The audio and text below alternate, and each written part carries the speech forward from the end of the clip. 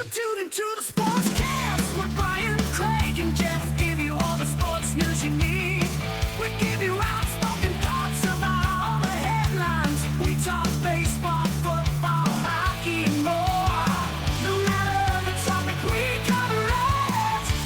Get ready for the show and keep it outspoken. Keep it outspoken. We keep it outspoken only on the Sportscast.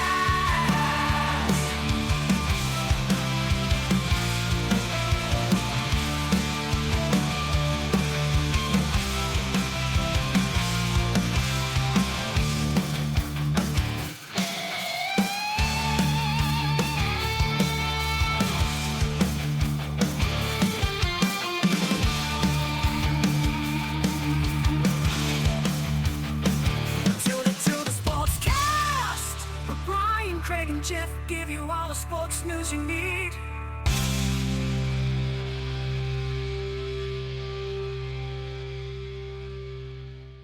Hello, guys. Welcome into the Outspoken Sportscast. This is your host, Brian. We've got your other host, Jeff, on the line today. We have quite an interesting show for you. We have, in the headlines this week, we got some crazy stories. It's crazy story week, Jeff. In the headlines, we also have the spotlight of the week this week is going to be the top 5 games of the season. Well, no, of the week. So the first week of the season is next week, and we're going to break down and give you why the top 5 games and who we think is going to take those games and win them in the first week of the season. Jeff, do you think the Broncos made it the top 5 list this week?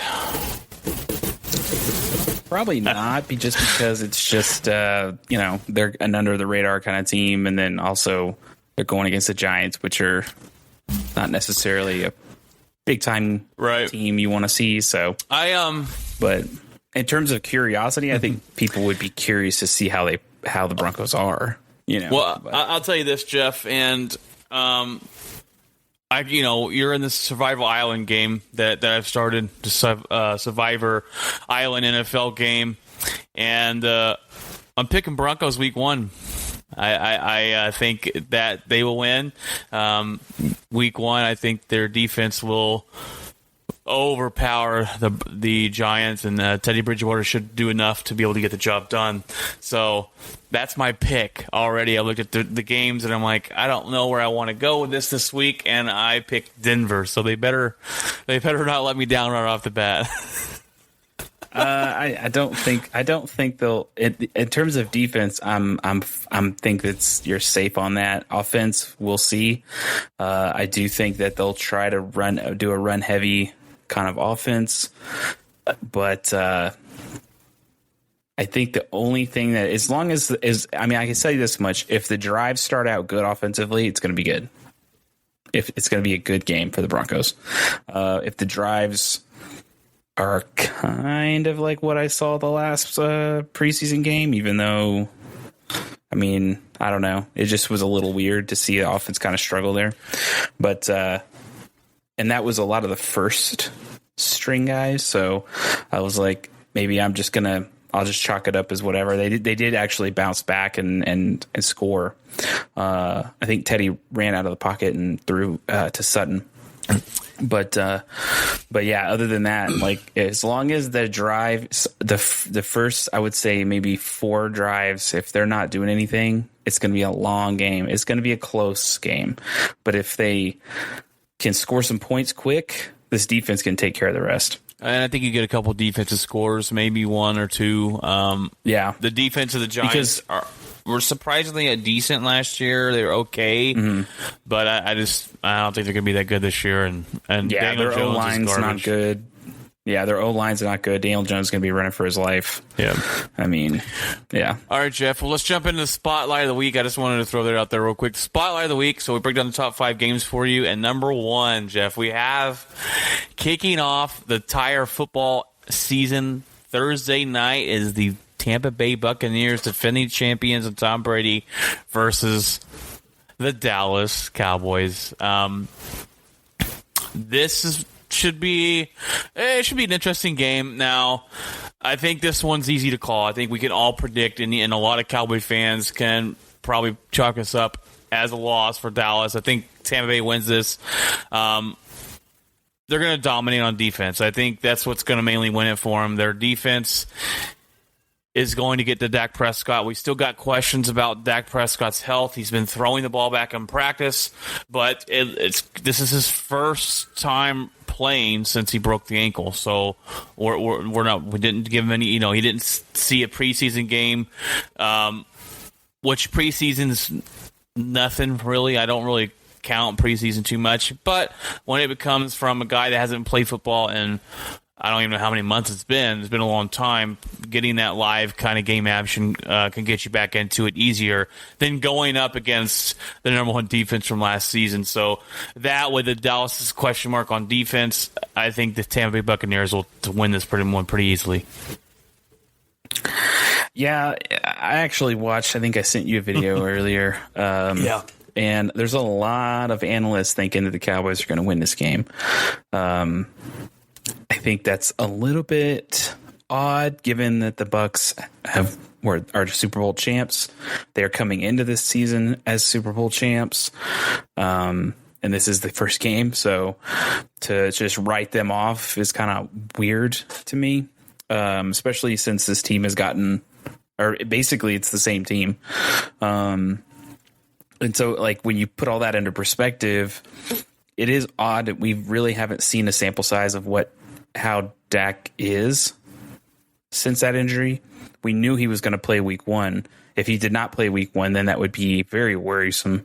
But yeah, I mean, like, how do you not pick the Bucs in this situation? They just, overall, they won the Super Bowl. Like, if the Cowboys come in and beat them, then you could have that conversation and go, okay, are the Bucs really who they were last year? Maybe there's some steps missed.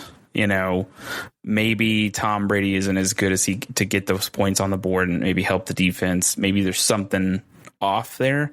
But I tell you right now, I mean, I know it's preseason, but Tom Brady looked pretty good the last preseason game and didn't look like anything slowed down. And if the Cowboys defense is relying solely on Micah Parsons, he's going to get double teamed. We all know that. And then in terms of the rest of their defense, I don't know. So Tom Brady may have a big game. And if Dak will, this is going to be one of those games where we saw last year where it was like they have to claw back. I think this is going to be one of those games. Yeah, and then to see this defense handle Mahomes like they did, they played Aaron Rodgers really good in the NFC Championship game. I think this defense is going to win it for them. They're going to pressure Dak. This team does not allow you to run the ball on them. Zeke Elliott's going to be almost out of the picture this whole entire game. This defense is not. You do not run the ball in this defense. Period. I don't care who it is. They'll stop Derrick Henry if it comes down to that. But I mean, I think like a lot of the sports analysts are hopeful. They're like, Zeke's hungry, Dak's hungry, the Cowboys are hungry, and I'm like, I get it. But there's got to be a point where you look at it and go, look, there are weak spots to this team. And what do we all know? When a good defense goes up against a good offense, 9 times out of 10, the offense gets shut down. 9 times out of 10. And it's going to be a very lucky kind of game, And so it's just kind of like, I don't see Zeke breaking out because he's hungry. I worry for Dak. I think this is an Achilles heel, or not Achilles heel. This is a double-edged sword. Either the Cowboys could have faced an easy team, which would have been awesome for Dak, which would have been like, okay, you don't have to worry about this team hitting you or getting to you quick or whatever. But then that's not a challenge, right? It doesn't show you how good the Cowboys are compared to the Super Bowl champs. Or you go up against the Super Bowl champs and you do run that risk of Dak's going to get his first hit. Mm-hmm. And landing on that shoulder. I think the shoulder is more of a thing now than the ankle as far as re-injuring it or anything like that. So we'll see. And that's going to be a weird thing. I pick I cannot go against the Bucs in this thing and not say that I'm like, oh, Cowboys horrible. Because if it was like, let's say the Cowboys were playing, I don't know, Pittsburgh, I'd go with Cowboys. But they're not playing Pittsburgh. They're playing the defending champs and a good defense. So I'm going to go with the Bucs. Yeah, and I think a lot of Cowboy fans can say the same. All right, number 2, Jeff. Number 2 game of this week I have is the Kansas City Chiefs versus the Browns, the Cleveland Browns. And this game in the playoffs was a very interesting game. It came down to the wire. It was a really good game. This one is a big game for the Browns, right? I think this is way bigger for the Browns than it is the Chiefs. Can they come in here? Can they win this game and show that, hey, we're not just a one-hit wonder. They had a really good year last year, and you've known the Browns for a long time. They usually are either really bad or they'll have one good year where they show you a glimmer of hope, and then it all goes out the window. This is the game. If they came in and won game 1, we could be like, okay, maybe the Cleveland Browns have arrived. They have the talent on defense. They have the talent on offense to get the job done. This head coach has done a fantastic job with them. It'll be a good game. It'll be closer than I think a lot of people think. But I still have the Chiefs winning this game. I can't go against Patrick Mahomes and the team that they have on the offensive side of the football. So I got the Chiefs winning a close game. I say probably 3 points. This is the game where Mahomes' career falls apart. Everybody's like, what? Watch it happen. That would be weird. But if he gets injured, you're gonna feel really bad. I'm gonna be like, oh man. Yes, the Madden curse is back. But yeah, I think it will be. Is it playing in Kansas City? I did not check that. I wonder if they're gonna have an advantage with that extremely loud stadium. I didn't check. I'm bad at checking if they're at home or not. I just check who's playing. But yeah, if it's a home game, then I'm without a doubt, and I think it will probably not be as close. But I think if it's on the road, if it is in Cleveland, I think it will be close. I just think that we'll see like a high scoring offenses. It's you're just going to see. So okay, well, I think they'll win, but I think they'll win by maybe 10 points. 10 points.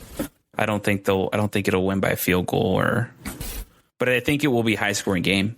Yeah, I think it will be too. I respect the Browns defense. They're very physical, and Myles Garrett's a beast. You got to definitely game plan for him, and I like what the Browns were able to do last year. So if they can just build upon that and be an above average team this year, I think they'll make the playoffs. Potentially, but I don't think they're a Super Bowl contender. But once you make the playoffs, we all know anything can happen. So, yeah.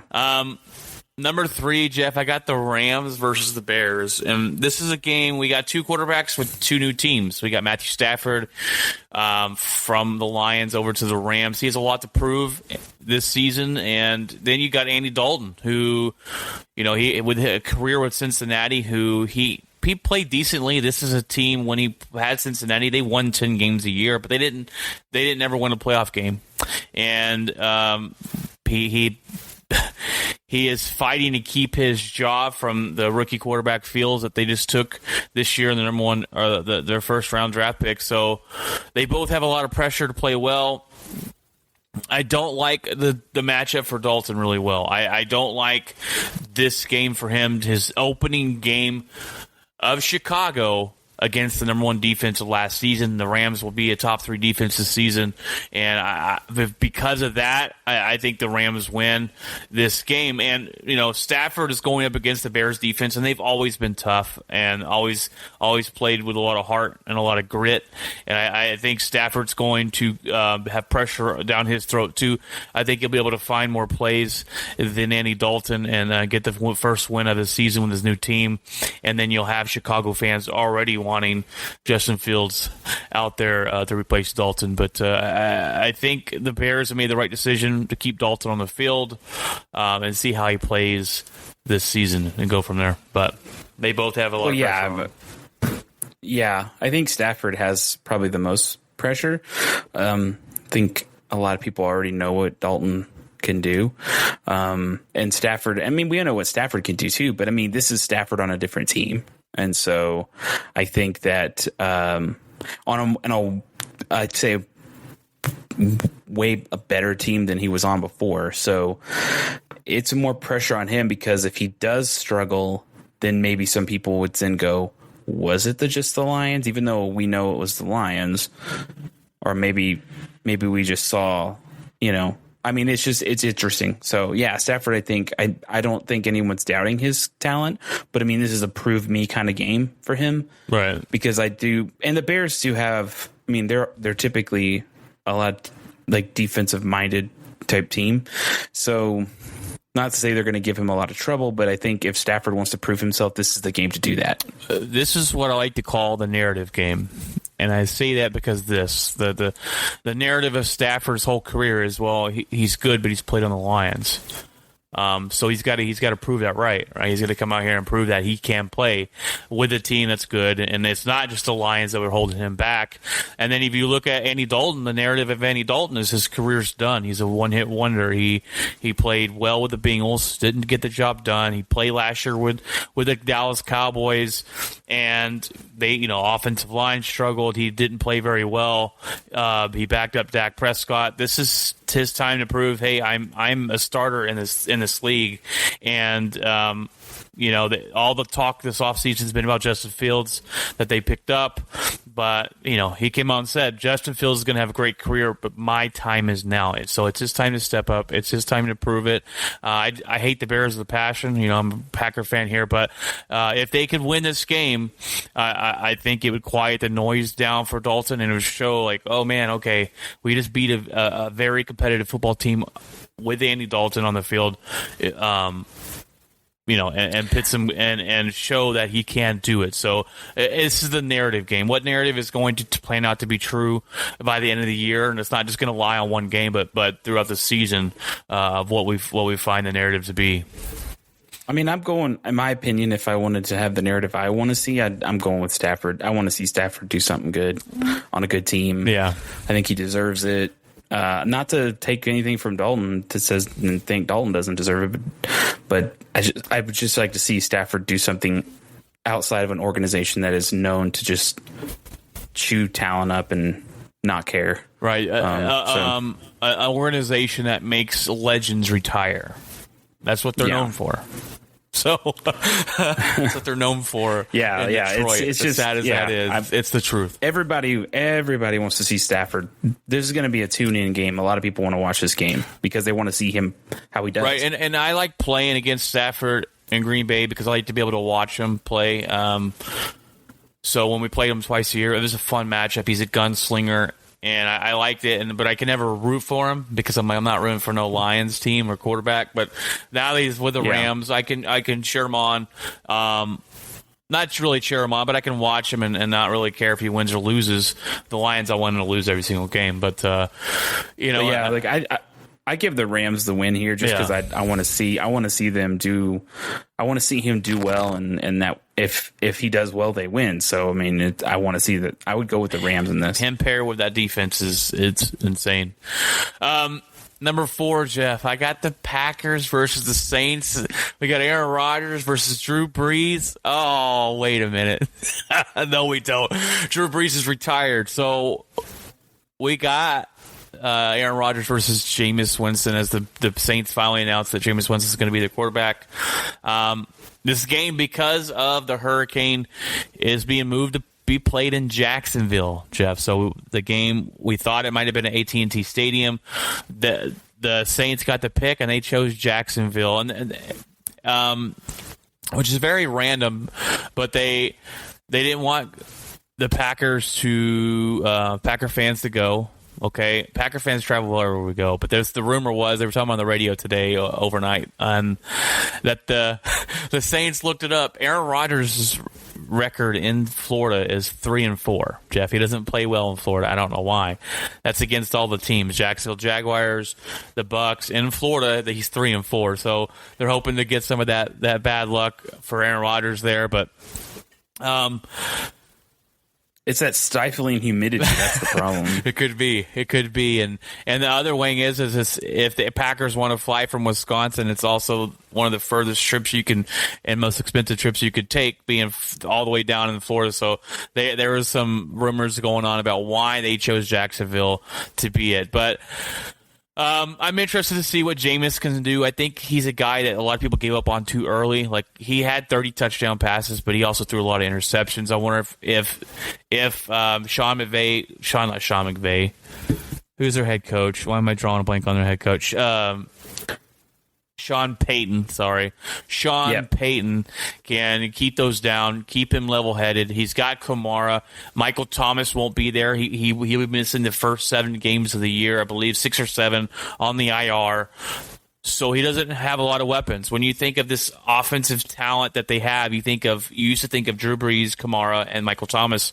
It's going to be Kamara and a bunch of nobody wide receivers. So I think this game is going to be hard for Jameis Winston to win. Rodgers is back. He's back with the pack one more time. So I'm looking forward to this game, obviously, because it's my team. I'm looking forward, though, not for this offense of the Green Bay Packers, as we're going to be explosive this season. I have no doubt that we'll be pretty dang good in that category. I'm more looking forward to watching this defense. We got a new defensive coordinator. What's his package is going to be? He runs the Vic Fangio system. This guy is Drew Barry. The last 2 times he's actually been a defensive coordinator, his defenses have not been in the top 28, Jeff. So this hire was a little surprise for me, but Joe Barry has been an assistant, and he's been on with the Rams last season, who ran the number 1 defense in the league. So hopefully he took something from there and can bring that over to his defenses, because we have talent on this team. And I think I obviously got the Packers winning this game. I just don't see Jameis Winston getting it done, but I mean, obviously, I don't see any. I mean, now that Brees is obviously out and gone, and he's doing his own thing outside of playing, the Saints are obviously going to take steps back, because that's just how that works. When you lose a quarterback, Packers will find that out next year. But hey. But it's kind of interesting, because I mean, Packer fans get to see what it will be like without a high profile quarterback, as their team beats a team that lost their high profile quarterback. But I think that obviously the Packers will win this game, and the Saints are gonna struggle. So I completely agree with that. It'll be interesting to see these 2 teams playing in a different place. Right. But and I was hoping it was in Dallas, because I was like, man, I can try and get a ticket and go, but not anymore. And Aaron Rodgers is undefeated in the Dallas Cowboy Stadium. So I was like, man, that works out better for us too. But and you figure the Saints would want their fans to travel somewhere close. Well, Dallas is very close to New Orleans, so a lot closer than Jacksonville. So, but they're going to play there, and that's but he wins there though, so they're not going to want to play in Dallas. Yeah, he's undefeated in that stadium. So, anyways, I always like to tease the Cowboys fans, say he has a box up there next to Jerry Jones. So right, they call it the Rodgers box, because he always wins there. But imagine if he got there. That's neither there and him or near nor near here or there. But all right, number 5, Jeff, and I was looking at the rest of the games, and I was like, well, there's not really one that I'm like, oh my gosh, I must watch this.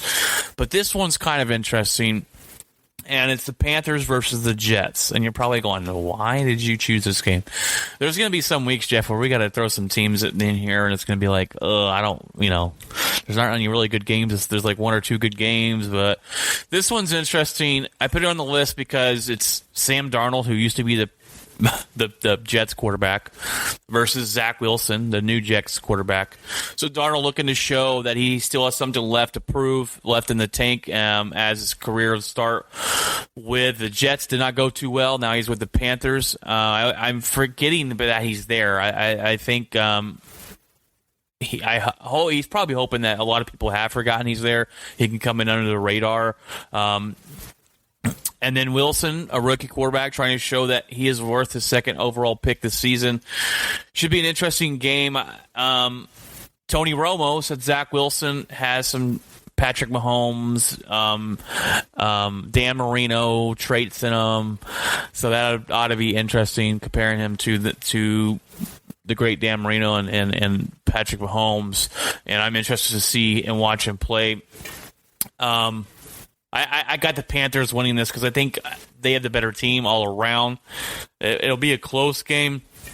I'm interested to see what the Jets' new head coach is going to do as well. So this might not be an entertaining game as far as scoreboard, but I think it'll be a good game to see a rookie quarterback come in and play, to see if Sam Darnold has anything left in the tank, and what the new Jets head coach is going to what his schemes are going to look like and what his play is going to look like. But I got the Panthers winning this one. If the Jets win, I want the Jets to win this one. I want Zach Wilson to be good, but I got Panthers taking this one. Well, I mean, you can't, coming from where they were last year. I mean, they obviously, the Jets were one of the worst teams in the league. You cannot deny the fact that this team's got a ways to go. Oh yeah. So yeah. That sucks because you want to see the talent that you want to see something happen for Zach Wilson, and you want to see it happen relatively fast. But I think a lot of people will watch just because they want to see him play. They want to see some kind of what he can bring to the Jets. Maybe a glimpse of the future of how he'll be. And sometimes some of these players can have those little moments like that. I think it'll also happen with Jacksonville this year as well. So yeah. I mean, obviously we're going with Panthers because they have a better built team than the Jets. But it's going to be fun just to watch Zach Wilson, honestly. Definitely. Not a lot of people watch BYU games, so they're like, who's the heck is Zach Wilson? But he played really well for BYU, and I like BYU college football, and so I followed him a little bit last season, and he's good. Some people had him projected to go over Trevor Lawrence, but they got him, and he looks to be decent, and we'll see. I didn't watch too much of the preseason with him. They didn't play him the whole preseason as well, so we'll get our first look coming the next Sunday. It's kind of weird. There's no football this weekend, and then the football starts September 9th on the Thursday. So yeah, that was kind of throwing me off because at one point I was like, wait, the Cowboys play today? And then I look, I was like, oh man, it's next week. It's next week, so okay. They'll start. Yeah, it threw me off. They start game planning. The Cowboys don't have a punter on their team, so they got to find one. They cut all their kicks. They cut their punters. There's on the radio today. They said that they cut a guy to move some other guys around, but they'll sign that kicker back. And the Packers ended up cutting their punter as well. And we actually traded for one off the Rams. So hopefully he's better than the punter we had, because the punter we had was garbage last season. But actually, the whole, other than Mason Crosby, the Packers was almost dead last in special teams last year, so which is pathetic.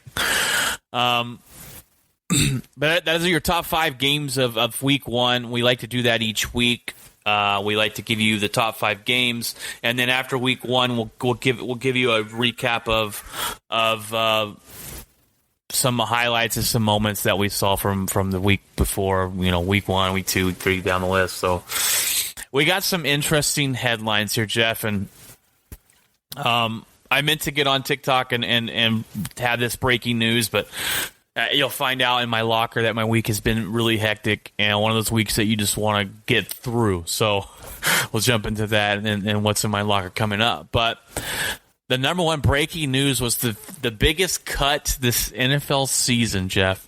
This NFL offseason. Cam Newton cut from the Patriots. I was surprised. The whole NFL world was surprised. And I thought the question, I believe we've talked about this, and I thought the question about Mac Jones was, will he take over this year? And now the question has turned into, how good will he be? Because he's a starting quarterback. And if you watch the preseason, they didn't give Cam a lot of opportunities to play. He didn't go, there's some games he came in and threw 5 passes. And Mac Jones came in and looked pretty good. He looked pretty decent. This is the first time I believe Belichick is starting a rookie quarterback. He's the first starting quarterback for the Patriots since Drew Bledsoe. I don't know why everyone's so surprised. They drafted this guy in the first round. Cam Newton is washed. Cam Newton is done in the NFL. He'll go play some backup somewhere. The Cowboys, rumored that the Cowboys were interested in him, but that's not going to turn out. They got somebody else. Cam Newton's been washed for a long time, Jeff. He ever since his shoulder injury in Carolina got rid of him. He's not a good quarterback anymore. Sorry. The Cam era is over. Sorry. I don't know what else to tell him. This was a big shock. I don't think it's that shocking. I think Mac Jones gives him the best chance to win. This team with a good defense, they got 9 guys coming back from COVID from last year that set out over COVID. Mac Jones is the perfect fit for Bill Belichick's system. When you look at Bill Belichick and what he's done with Tom Brady, Tom Brady is not an athletic quarterback. He doesn't run out of the pocket and make you miss and with his feet and do everything. He needs a quarterback that's going to sit in the pocket, make the right reads, and make the smart decision with the football. Mac Jones has done just that in this preseason. He's done that in Alabama. He's not the big flashy quarterback. He's not going to. He'll throw it around the field every now and then when the opportunity is there, but it's a guy that's going to drive the bus down the field consistently.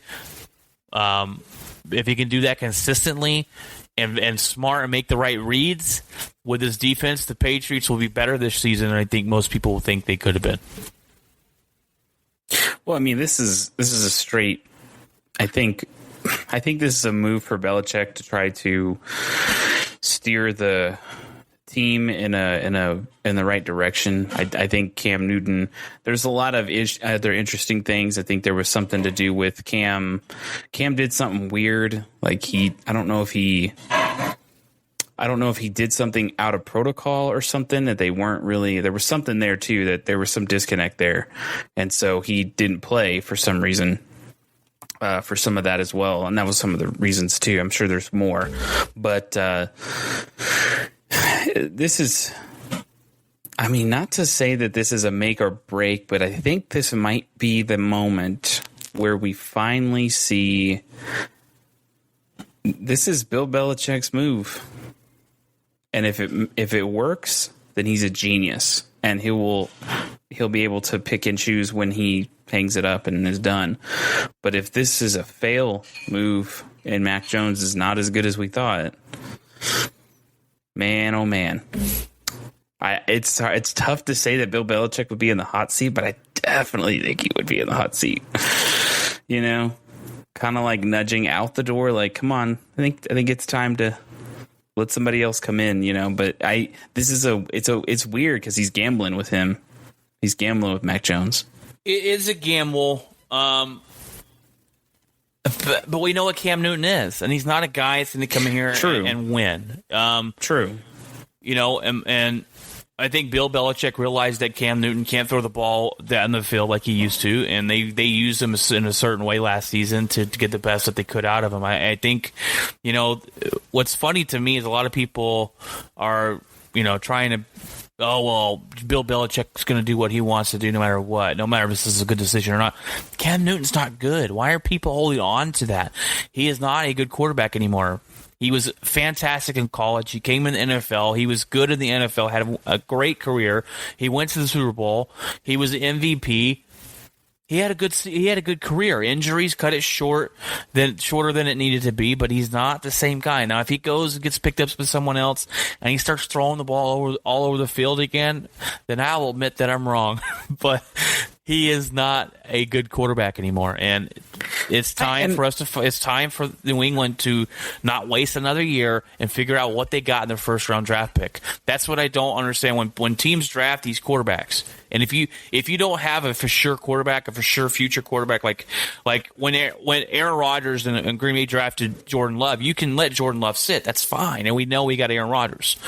But when you draft guys and you don't have a for sure quarterback, I'm like, why'd you use the first round pick on him? Find out what he is now. Use those five years to figure out if he's your future. This is a smart move, in my opinion, for the New England Patriots. Yeah, I think it's a smart move. It's so interesting because it's different. Belichick hasn't been in this situation before, so right. And you know, well, I go back to I think he's a perfect fit for them. Like I said, when you look at Tom Brady's career, you know, he slings it around the field and he does the deep balls every now and then, but it's not like Patrick Mahomes, you know, where he's trying to hit the home run every play. It's a strategic way down the field, and then they set you up with long drives, and then they open up that long pass. And as long as Mac Jones makes the right reads, he's got one heck of a head coach to teach him the game. So I think it's a great decision, and I wasn't as shocked as everybody else was when it took place. Well, and it's like, you know, I think it's because Belichick would say, I mean, like 1 minute you would be like, oh no, Cam's great, Cam's my guy, blah, blah, blah. But then he does this and it's kind of like, well, it's weird. You know, it's odd because all season last season he was saying that, and I think he's even said that during some of the training camp stuff. You know why I think that is, and I think this is the exact reason. And I brought this up when they first got Cam Newton. Bill Belichick is a genius, right? He's smart when it comes to football and coaching and teaching. And with Tom Brady, he knew he could get on Tom Brady's butt. He knew he could chew Tom Brady out in practice. Even though it's Tom Brady, he knew he could do that. I think he sensed that Cam Newton is a way more sensitive person than Tom Brady is, and some people can't be coached certain ways. So if he's going to, you know, sit there and tear Cam Newton a new one, Cam's not going to play for him. Cam's going to shut down. He's more sensitive. He is he's just more, I don't know what you want to call it. He doesn't have that thick skin, and he will mope and pout, and we've seen it before with Cam Newton. So I think that's him just knowing that I've got to build this guy up. I can't break him down to build him back up type thing. I got to build this guy up and say positive things about him or whatever to keep him playing to the best of his ability. And I think that's what that, because I mean, Bill Belichick never came out really and gave Tom Brady, you know, never was that way with Tom Brady, but that's because he knew Tom Brady could handle it, and then he knew which way to coach him. So I think that's what leads into it, because I'm like, Bill Belichick didn't get soft over when Tom Brady left. I think it's just knowing his players, knowing, you know, who he can push in certain ways and who he can't. So yeah, it makes sense. It's just it's very interesting to see the New England Patriots in this predicament, you know, because they just were so good for so long and had great play from quarterback, right. and it's weird to see it. I think it's interesting. I think it shows a different side of the team. So right, and it brings on that battle of who's more important, Belichick or Brady, and everyone's going to always ask that. And the Patriots are bad without Brady. It's obviously Brady, and then so it's this battle. And I'm like, why is there got to be a battle, guys? I just don't get it. It's not a question that we need to have answered. But well, we all know right now, if Mac Jones takes the New England Patriots Super Bowl this year, it's Bill Belichick. It's Bill Belichick. It's Bill Belichick. Screw Cam or screw Mac Jones. That had nothing to do with him. And not only that, Mac Jones has to beat the Bucks and Tom Brady. How awkward would that be if they made the Super Bowl? Wow. Oh, I would hate it because I wouldn't want Tom Brady to win, and I wouldn't want the Patriots to win. It'd be a lose-lose for a lot of fans. You wouldn't even watch it. You're like, no. We wouldn't even talk about it on the podcast. So we'd just skip over it like it never happened. Jeff, this next headline is by far the craziest, kookiest, most interesting off-the-wall headline you'll ever have in the history of the world. Okay? The world of sports. The world of sports, Jeff. A fake football team. A fake? How does this happen? So let me break it down for you here. Bishop Sycamore was set to play a team they're called the IMG. The IMG is a top 5 high school football team in the nation. They travel around the nation and play the top teams. This Bishop Sycamore claimed to have. They claim this is a school where they said they've been up for running the last 2 seasons. They claim to have 5 top 5 recruits in the nation, just like the IMG Academy. They couldn't verify any of this, right? It turns out, Jeff, they played a game on ESPN. It turns out this is a made-up team. Bishop Sycamore is not a school at all. If you actually Google the address set up for Bishop Sycamore, it's an apartment duplex. Like, what in the world? This team was made up of college dropouts. They were made up of college dropouts. They were made up of high school kids that dropped out or college age. They're not even going to school or anything. They just, hey, you want to come play football? Like, what is going on, Jeff? This is insane. They end up getting stomped by IMG. Turns out they played a game on Thursday night, turned around on Saturday and played IMG on ESPN on live television. Oh my God! What in the world? So it gets better, Jeff. There's more to the story. Their head coach has an arrest warrant out for his arrest. Okay, I kid you not, for domestic violence that happened earlier this year. Is this the Las Vegas Raiders? This is Trevor Bauer's new favorite football team. Jeff, what? I don't even know where to begin with the story. This is the most insane story. Even when I started talking to the wife about it, she was like, I heard about that. I'm like, if she heard about it, it's got to be pretty crazy because she doesn't really pay attention to sports. But how they ask ESPN, how does this even happen? ESPN, we're blaming ESPN. Like, what are you doing? But ESPN says that they're blaming the Paragon Marketing Group, who is that's their job, is to do research and get high school teams to be played against other high school teams to be, on ESPN. And they say they're the blame for this, and that I could see that. Because, like, ESPN, as big as they are, they have outside companies that they work with, whether it PR firms or whatever, and that their job is to do the research to find. ESPN's kind of like, they're kind of like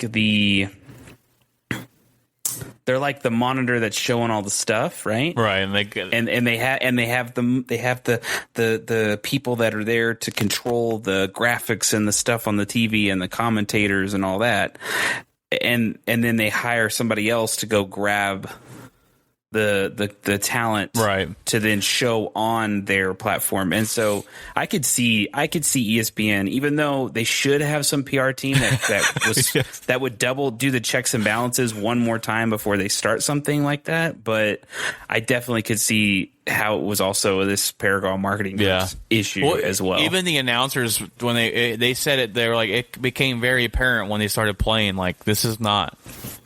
First of all, it's not safe. How about the safety of the players? And they said they couldn't verify their recruits. They could not be verified. And so there was a bunch of red flags during the game.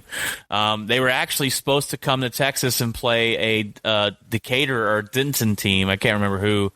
No, Duncanville, my bad. Started with a D. And Duncanville canceled on them, and they were all mad. And I'm like, you're not a real team. You're not a high school. What are you talking? Like, it's insane. This is and also the commentators. They have all the statistics too in front of them. Like, they can pull that information and go, because as they're commentating, they're also giving you stats. Right. and bios of some of the players and all this stuff. And so it's just kind of like when you think you're going to pull this off and you think, oh, we're going to be on ESPN, don't you think in the back of your head, well, they tend to know the players, they know the names, they know where they've were before this, they know where they're from, they know everything, while they're because they do have to do all the research before they do the actual commentating of the game itself. Did they not think for 1 second that wasn't going to come up? Yeah, I have no clue how this. And they played a team 2 nights before they jumped on the field with the IMG on ESPN, and they got beat like 40-something to nothing. It was 30. It was 30 to nothing at halftime, Jeff. And I just don't. This is the most insane story. I told you it was crazy story in headlines. It's just insane. The next one is just almost pretty crazy itself. Is the Deshaun Watson drama continues. There's been a lot of rumors flying around with Deshaun Watson. In this case, has gone on this whole offseason and drama. So first, it comes out that Deshaun Watson has refused to waive his no trade clause to go play in Philadelphia. So Philadelphia, rumor was that they were the number one team that were going to trade for Deshaun Watson, but he refused to play for them. And my first question is, how can Deshaun Watson be picky? How does this guy have a shot? How can this guy, with everything that's gone on against him, if he really wants out of Houston, how does he think he has a choice of where he wants to go? I have no clue. I don't think. I thought the first team came calling, he would jump on board, but apparently not. Apparently, he has turned down because he has. I guess he has to sign a no trade sign that trade clause before he gets traded. So I was just like, well, I guess he doesn't want to play in Philly that bad. But and then the next rumor was the front runners were the Miami Dolphins. What they have Tua there, and the Houston Texans. The rumor was they didn't really want Tua. They were going to trade and swap quarterbacks and first round draft picks and the whole kit and caboodle that they're asking for Deshaun Watson. But Coach Flores from Miami kind of took a shot at Deshaun Watson and talked about, we want high character guys in our office and in our teammates and on our team. So was that a shot at Deshaun Watson, claiming that he's not a high character person? I don't know. But I mean, how can you make a judgment like that when we still don't really know the whole story behind this whole crap? Exactly. And it's hard to sit there and go, well, Deshaun Watson's horrible and this is all true. Like, we still don't know. This whole thing is still, we're clueless still. Right. We don't know all the details. We don't know, there's still an investigation going on, which means, that this is, innocent until proven guilty. And so this is not like you can't make a judgment when we don't know anything, right? And it's anything at all. It sounds bad from what Flores said, but someone was saying that he thinks that he was saying Deshaun Watson is a high character guy. He was just saying we want high character guys on our team, so he wasn't necessarily saying that Deshaun Watson's not high character. They just look. Well, but that's a shot, and that's a shot at him. It seems like a shot. I'm like, in my opinion, though, if the general manager wants him, I think Flores will have to eat his words because they'll have him on the team. But I can definitely understand. Just the whole thing behind the no trade clause is this gives the players the ability to say, I do or I do not want to go to this team. And I think that's fine. I think that, granted, the situation's kind of weird overall, but I do think that this gives the power to the player, right. And I think that's okay. Like, obviously, the Houston Texans were willing to give him that opportunity and that option, or they wouldn't have agreed to a contract when he signed a contract on with them, right. For a lot of money. So, if he doesn't want to go to the Eagles, and maybe he doesn't want to go to the Dolphins, we know where he wants to play. Like, this is not a Well, he's it's not a it's not a to the whole sports world. We are not clueless as to where this guy wants to go. There are two teams where he wants to play, and the Eagles were not on that list. No. From what everyone was saying, the Eagles were never on that list. That came from Houston Texans management or whatever. Okay. But there are two teams we know for a fact that Deshaun Watson wants to play for. One's the 49ers, from what we could tell, and the other one is Denver. The reason we know Denver is because he's had ongoing conversations with some of the Denver Bronco players. Tampering. Fight him. But I mean, I don't know. But I don't know if that was going on in the off season. I don't know if that was going on. They're friends. I mean, obviously all these players are friends. Miami was on the list there too, I believe. Miami was on the list. Yes. If that were the case, he would be in Miami right now. Well, do they not want to offer up? The biggest thing is we don't know what teams are offering, obviously. The Miami Dolphins don't really have much of a choice as to being picky about what they're giving up. They have Tua, I get it, but I mean, come on now. The thing is who wants to touch Deshaun Watson not knowing that he could be gone for a year, 2 years? What's his punishment going to be? 22 women accusations against him? Okay, so the Eagles were willing to do it though. They were, you know but what I mean? They don't have anybody. I mean, they have Hurts. Right. He sucks.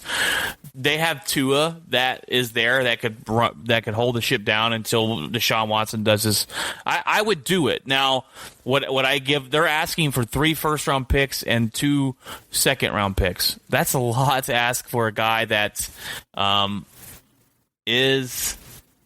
that you have no clue what his suspension's going to be. I get it. I get the not wanting to. The Eagles, I could see doing it because they really don't have another option at quarterback, and Hurts is not their answer. Sorry, Philadelphia, but your team's going to be bad. If I'm Miami, I do this trade. They're a quarterback away, in my opinion, to be a very competitive, and they're already competitive. Their defense is really good. They got a team around them.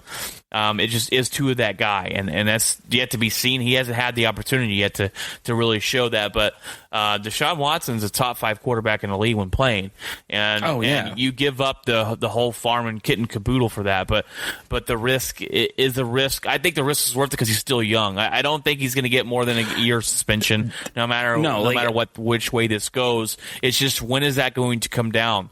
I think the longer this drags on, the longer obviously it's bad for Deshaun Watson. I mean, in terms of this person's young career, this player is not far off from where Mahomes. I mean, in terms of when Mahomes was drafted. A matter of fact, were they drafted in the same class? I'm pretty sure it was close. No, I think Deshaun's got a couple years on him. Okay, but I mean around the same time. So it's just kind of like, yeah, his career he's going to have a long career. And I'm just like, I look at it and I'm going, Houston's playing. First of all, if the Houston Texans had an idea that this whole situation was going to turn out really bad, right? They would get rid of him in 2 seconds. Not necessarily cut him, but any team willing to put up anything. And let's say Deshaun Watson wanted to go to Miami, right? I don't really think the Houston Texans are. They could. I mean, obviously, asking for a first round pick, and maybe a second round pick, or maybe 2 first round picks. I get that, but I mean, if Houston's willing to wash their hands of this mess, if I was a owner of a team, I would go, you know what? Let's get what we can get. Exactly, and let's get what we can get. It makes no sense, and we talked about this last week or the week before. It makes no sense for Houston to hold on to him, and that's our next bullet point here. Is Houston came out and said they're willing to hold on to Watson as he makes the 53-man roster. They're willing to hold on to him until even next year, and if that's the case, then there's just this story, this whole thing. They're not scared of it. They obviously know something about, because there are 2 people or 2 entities in this whole debacle that know something. Houston Texans and the management of Houston Texans and Deshaun Watson. Like, ultimately, those are the 2 entities in this entire situation that know something. They know more than we do. So if the Houston Texans were like, oh, no, we're going to hang on to him, I don't know if this whole thing has weight to it. It has. I get what you're saying, and it makes no. First of all, he's not going to serve any jail time. It's just civil lawsuits, I believe. So they need this needs to get done. If I was just Deshaun Watson, I would have paid this off a long time ago and been done with this mess. I would have settled here. I don't care. His perception for most people are going to be that he's not a woman beater, but I don't even know what you call it, a sexual predator, whatever you want to call it. Most people are going to have that form no matter what way this case turns out. Right. But Houston... To sit here and as Houston as an ownership, to me, it makes no sense. You're paying this guy $40-something million, $38 million to sit on your bench. And then not only that, I don't know if his contract if his money gets waived. They're going to have to fine him. This is going to be because if Deshaun Watson said, "I'm not playing for you," so if he doesn't play for them. What's going to happen? And Deshaun Watson's going to get fined from Houston all year long, and until he breaks or what? I don't get it. We haven't seen this. This is the first time this ever happened. If Houston says we're not going to trade him until we get what we want, and if we don't get what we want, we'll go to battle with Deshaun Watson because that's what it's going to be. It's going to be a talking point and a distraction for your football team from winning football games. They need to trade him now because they might not be able to get the return they want holding on to him longer, in my opinion. They're not going to get the return they want because there's still that thing lingering over everyone's head. And they of all people should, if anything, Houston should at least come out and go, hey, look, guys, from what we can tell, from what we're being told, because we're being told things as they happen, there's not a lot of weight to this whole thing. So don't freak out or don't get scared or whatever. And it seems it's so weird because it's like they're asking such a high price and they're like scratching their heads as to why won't you take that? And it's like because they don't know what's going to happen with this player for a whole year, possibly. Like, what are you talking about? Because if ultimately this is true and the Houston Texans knew that and they traded him and they maybe they knew it was going to turn out bad. And then they took all these picks from Miami, possibly. And then he's out for a year. Guess what? Miami's not going to want this person on the team. See, and I think that's why it makes sense for Miami. Because the Houston doesn't want Tua. So they're not demanding you give us your quarterback. Tua can continue to develop there, and then when Deshaun Watson serves his year sentence or year suspension or whatever it's going to be, he jumps in, and you have a viable backup for him. But that looks so bad, because it's kind of like we drafted Tua, and let's say Tua does well. What do you do? If Tua does well, then you have some capital. The odds that Tua turns into be as good as Deshaun Watson are slim. Well, I'm not saying but I'm just saying if Tua does well and they're winning and they look at it and they go, why the hell do we need this guy and why did we just trade for him? Like he's not going to be a backup. I think they already have doubts about Tua. So I think they're willing to cut ship with him for a not for anybody, but just for a Deshaun Watson type player. It's just weird. Houston's asking a lot. I think it's a little over the top. Everyone sees that. They're asking way too much. He would be gone if it wasn't for the sexual stuff. The case going on. Well, that's true. That's true. But I mean, also the price tag's a bit high. Oh yeah. I mean, it's a bit high. So it's like come down on that a little bit, and then maybe people start talking because I can tell you right now they came to the Broncos with some kind of crazy offer, and it was like no. Yeah. It was like It was insane. And if there's anything that we know about, the general manager of the Broncos right now, he likes his picks. And he's just not going to give them out willy-nilly for we don't know what's going on with this guy. Well, don't worry, Jeff. Aaron Rodgers will be your quarterback next year. So just depends on what you're willing to give up for him. The whole thing, every player. Just trade rosters. It's Aaron Rodgers throwing to himself. Yeah. He's the lineman. Yeah. That's how it works. All right, Jeff. Our next bullet point is some more bad news to the Indianapolis Colts, as they already lost Carson Wentz for 5 to 12 weeks. We don't really know how long that's going to be. They lost Quentin Nelson, their best offensive lineman. Now they lost their best wide receivers. T.Y. Hilton has a neck injury and will start the season on the IR to miss at least up to 6 games.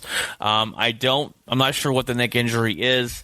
They're hoping that it's not career ending. So this doesn't sound very good. This team can't catch a break. This team thought they maybe have a quarterback that can lead their team into the franchise for the next couple years. And Wentz, he's injured. They have one of the best offensive linemen in the league. He's injured. They have a good defense. They have one of the highest paid linebackers in Leonard. He's really good. T.Y. Hilton's out now. It just seems like they just can't catch a break. I'm hoping they do. This team's too talented, I think, to fall by the wayside. But we'll see what happens next and where they go from here, because it's not looking too good for the injury bug that's taken over the Indianapolis Colts. Well, now, I mean, it's a very big possibility that we can maybe chalk this up as the Colts might have the number 1 pick this next draft. It's very possible. Very possible.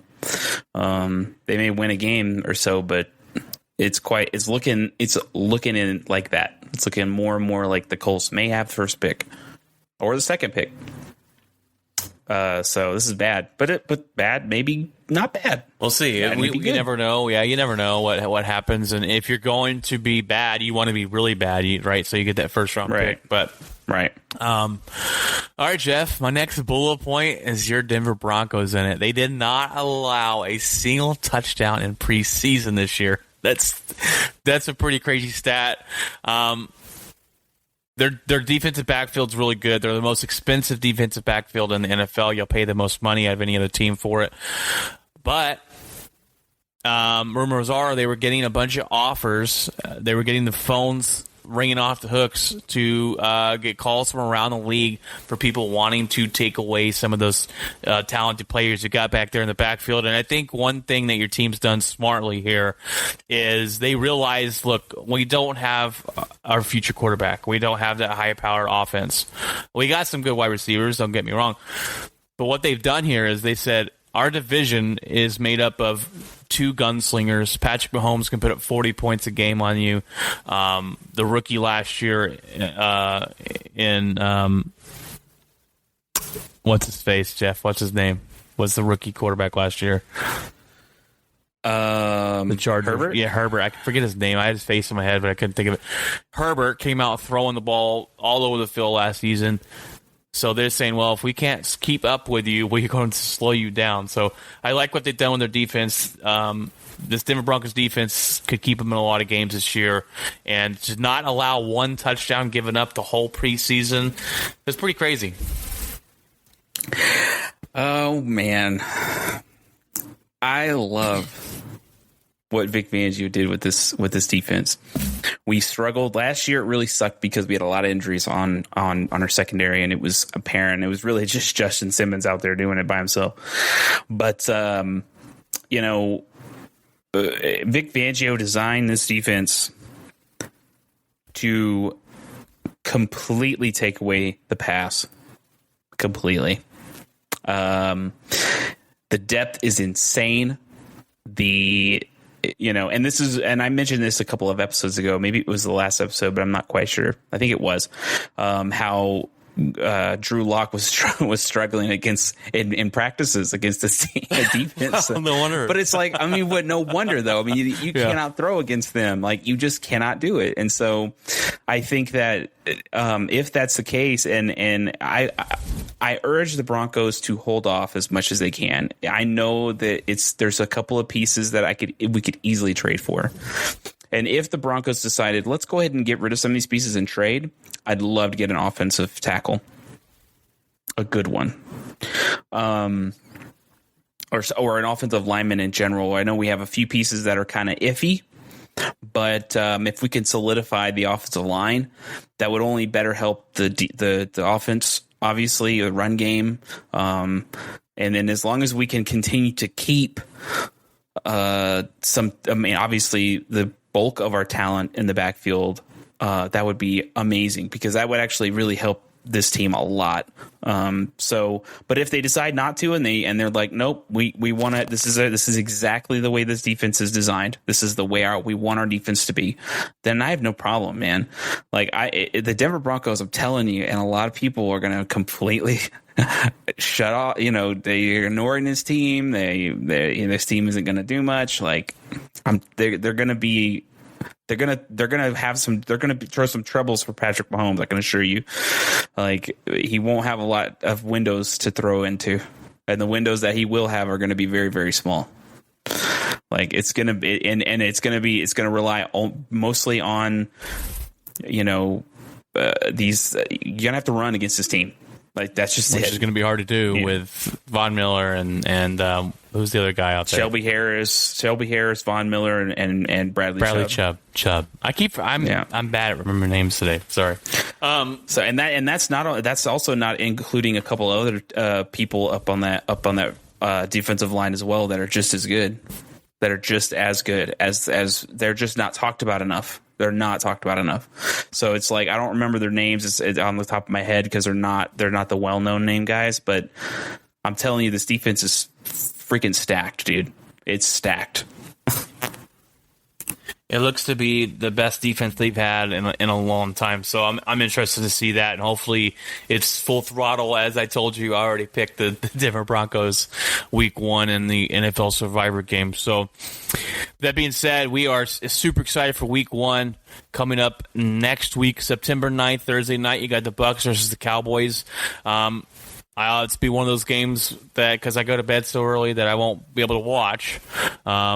I only stay up and watch my teams play if they're playing on an off night, like Monday night or Thursday night.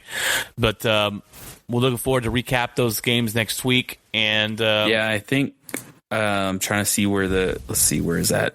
Thursday night, September 9th, guys, 6:20 p.m. in Tampa. It's going to be, and I don't know if that's 6:20 p.m. Let's see what that is. 6:20 p.m. It just says p.m. So I'm assuming that's going to be Central Time.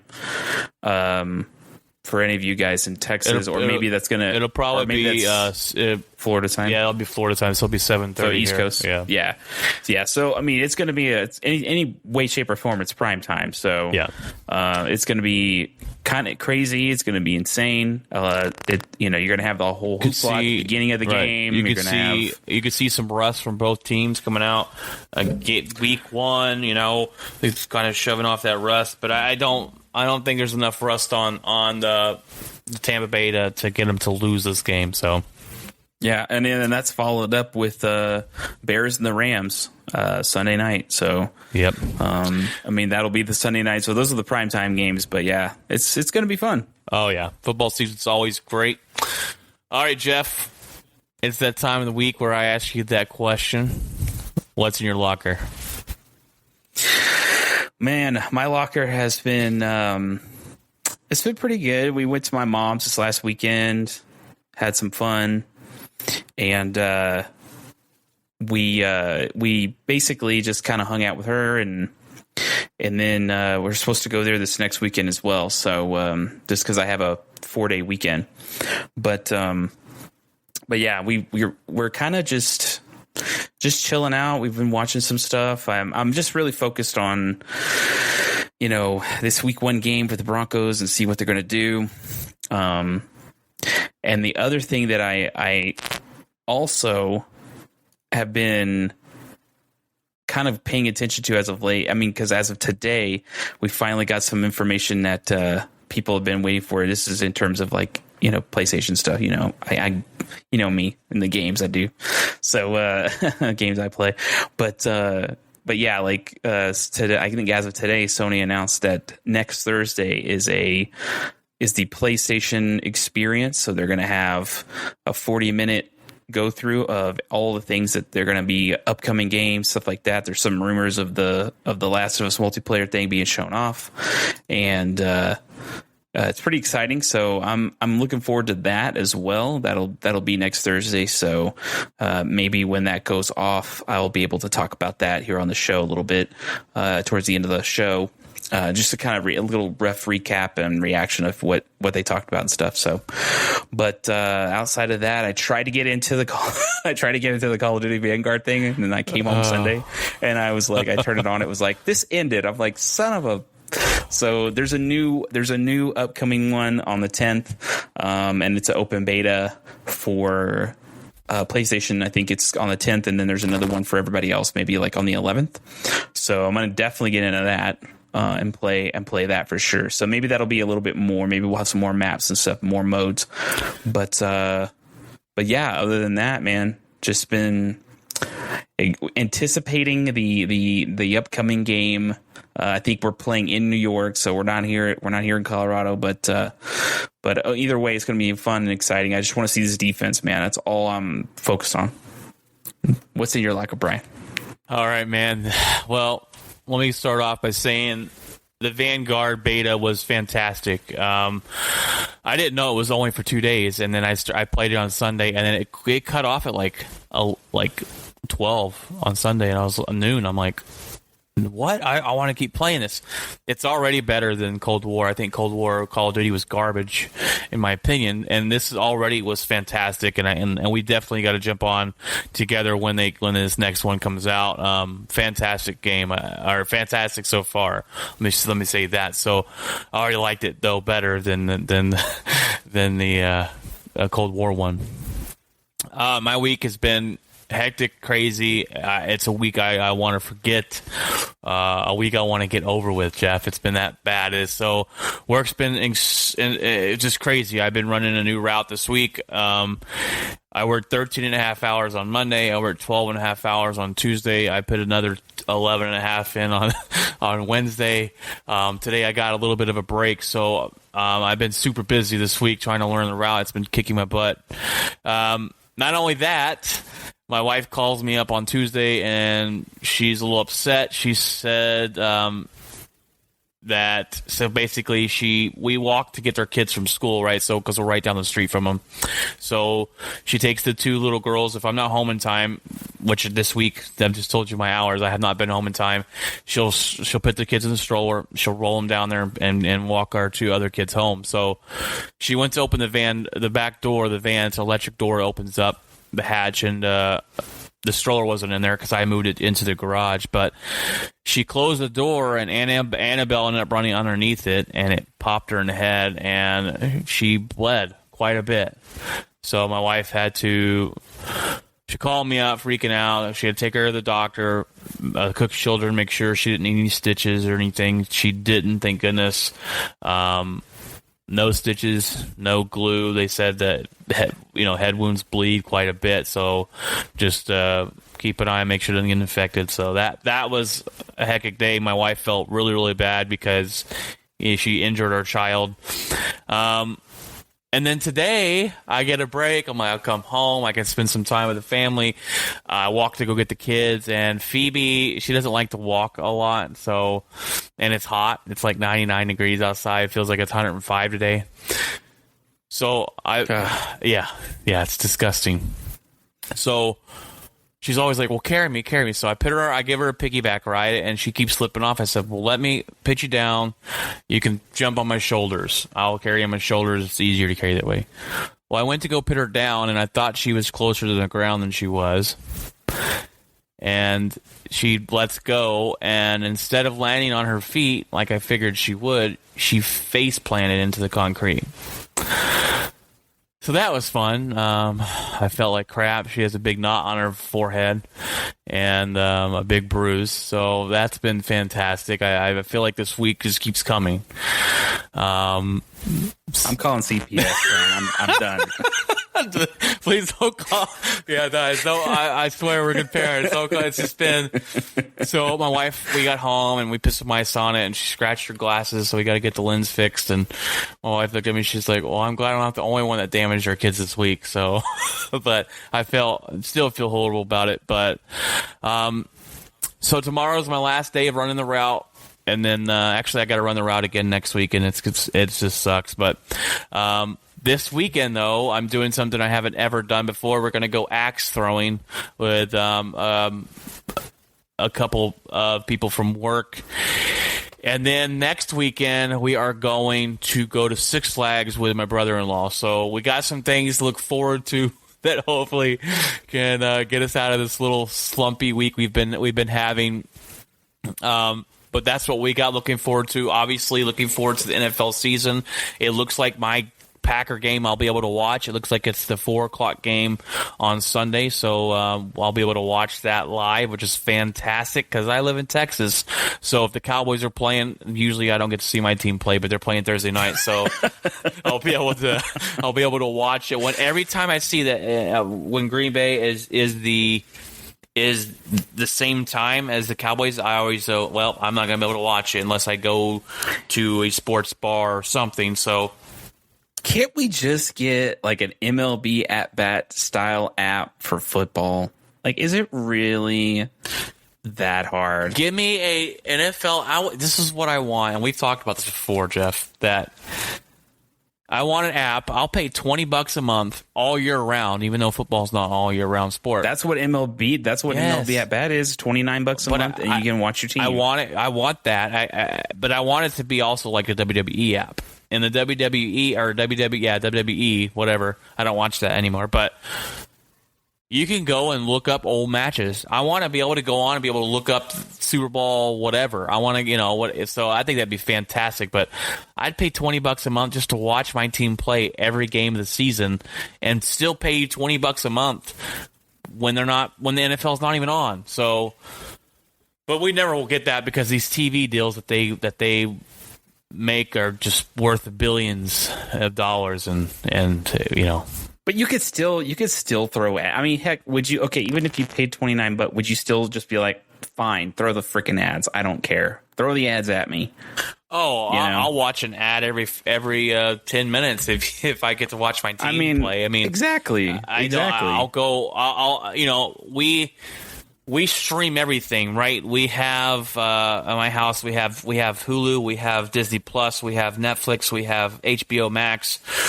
We have it all, and we have AT&T TV too because I had to have football. So right. If it wasn't for sports and the football, I would cancel the AT&T TV and just stream everything. But I don't know if I can find something where I could get all the other games, all my games, without having to have cable or direct TV or whatever. So it's just move to Green Bay, right? I moved here. Yeah, that's not gonna. And now it's like, oh, Bronco, oh, fine. That's not gonna just turn on TV. That's not gonna happen, Jeff. I wish it would. Do you know what's weird about that though? Do you know there are some people in Wisconsin that the games are blacked out sometimes? Yeah. That freaking happens, crazy. In more places than you think, and that's crazy. It's the dumbest thing you ever think of. And when you talk about this problem, it's Major League Baseball. I think that's one of their biggest issues too. Not to jump into baseball here, but they want more viewers, they want more fans. But back in the day when I was growing up as a kid, I could turn on Channel 21 and watch every Ranger game. You can't do that, and I can't find the Rangers online or on the TV anymore. I have to buy a special package, and I have to have the Valley Total Sports. And you want to wonder why your viewers for the Major League has kind of dropped off over the last couple of years and stuff. It's because of these TV contracts, and it's because of this. But it's and it's annoying for football. I want to be able to live wherever I want and watch my team play every game this season, and I'll pay for it. That's crazy. I don't want to pay. I have to have DirecTV and pay $500 a year for it. But I'll give you $20 a month. Whatever. I mean, it's crazy, and it's like it's weird because even here, if you look at the state of Colorado, like if you go further west towards California, there's a lot of San Diego. Well, we used to be San Diego, but there were a lot of Charger fans. A lot, because some of the Bronco games aren't broadcasted so far out there. It's weird, dude. And so, like, yeah, I was listening to a podcast and they talked about that, and I was like, that's so crazy how the entire state is not just, it's just broadcasted. You know what I mean? It's like they pick where that fan base is. And yeah, if it's hard for you to find a team, typically people end up becoming fans of another team. Right. It's weird, man. It's crazy. I hate it, man. I hate it with a passion. There's an app I found that I can watch my games on, and it's just I gotta find it on my phone, and I gotta stream it to my TV, which it's a pain in the butt. It's not easy. I had to do that whenever I would watch Bronco games in Texas. I was like, either I'm getting Sunday ticket, which I don't want to do, or I got to find out some way. And there was some guy that has a YouTube channel called That's Good Broncos. And then there's another one called That's Good Sports. But he's the one who was like, I was watching him and somebody was like, how do you watch the games out of state without DirecTV? And he was like, go to Reddit and go to NFL stream games. And I was like, what? And so I went on there and I was like, what? So I just started doing that. But now that I'm here, I don't have to. They're always on. So, but yeah, like it's crazy, dude. And another thing, I don't know if we talked about this or not. Did you read the news about the NCAA football for Madden? Yeah, they're gonna have the like elite teams in there, like elite. But are they actually doing a game, or is this what we're getting? I think it's gonna be. Well. No, I think this is going to be in the Madden, like options in Madden if you want to play this. I'm not sure. I think it's going to be an option in Madden, but I also think they're making They're making an NCAA football game, right? I hope so. I hope it's not it's not tied into you got to get Madden 22 if you want to play this kind of thing. I hope not. Well. NCAA is usually made by 2K, right? So I don't think it would be. Well, but I mean, this is going to be EA that makes it, I think. I don't know, man. I'm going to have to buy this Madden, even though I heard it sucks, just because it's the last time Aaron Rodgers will be a Green Bay Packer. So I'll suck it up and I'll buy it. And if it comes with that option, I think it's fantastic. But they were talking about that on the radio today, and they're like, why is the Alabama team not on here? Well, they haven't given up the rights yet, so they can't do it for every team. So yeah, that's weird. Oh man! All right, brother. This was a good episode. It was a good episode. We have a lot. Sorry, we have a lot. I have a lot of text messages coming in and blowing up my phone right now. So, no, it was. You can edit this part out if you want to. No, it was a good episode. A lot of interesting topics, headlines, that crazy football team that's made up, and looking forward into the NFL season. Yeah, I just anybody listening, just share it around. We're pretty much on everything, anything you can think of. Apple has, I think, a commenting system and rating system. So if you want to give us any kind of, you want to give us 1 star, fine. But if you want to give us 5 stars, that would help tremendously, because it gets us in the algorithm and gets us kind of moving around a little bit. But yeah, like we're pretty much on everything. Google Podcasts, Spotify. I think it's Podcaster is one, and then Apple Play or Apple Podcasts as well. So, and then Brian's taking the reign of doing any of our breaking news stuff. I do have. I do need to get you a link to the site, Brian. You got it going up. Thing so that I'm excited. Yes, I got to get you the link to the site so you can actually get to the. I want you to be able to get into it so that we can go ahead and get the domain name done, so that's ready to go. And So yeah, that's coming. That's going. And what I'm thinking about doing also is breaking our podcast up. I'll do a full episode of it on YouTube, but I'll break the podcast up into chunks so that we can do, this is the headlines for the week, and then that's one video, and then this is the other topics. Let's say, if it's like the Deshaun Watson situation, I can break that up into one video too, so that way, we have more videos out there, and if somebody just wants to watch the Deshaun Watson one, they can. Or if they want to know what our take is on these 5 games, these top games coming up for the week 1, then they can. So I think it gives you an option to either listen to the whole thing or only listen to what you want. So I think that would be kind of cool to kind of just break them up into small videos, and then one big one. That's the big podcast. It's the whole thing. So. All right. Well, but we'll discuss all that and get into that. But yeah, I'm excited to see the website, and I'm on TikTok. I usually pop out some breaking news on there. So I haven't been able on this week. This week's been insane, like I just explained. But look, we're on every platform you can think of, guys. So come find us, come watch us, come click that like, click that share, subscribe. Whatever the button is to like on whatever platform, retweet us, whatever you want to do. But take what we say out of context and then share it. Go ahead. No. We're gonna end up getting sued or something. What the heck? But it's been great. Good episode. It has been great. Guys, I hope you have a fantastic week. I hope it's better than mine. And God bless. All right, guys, take care.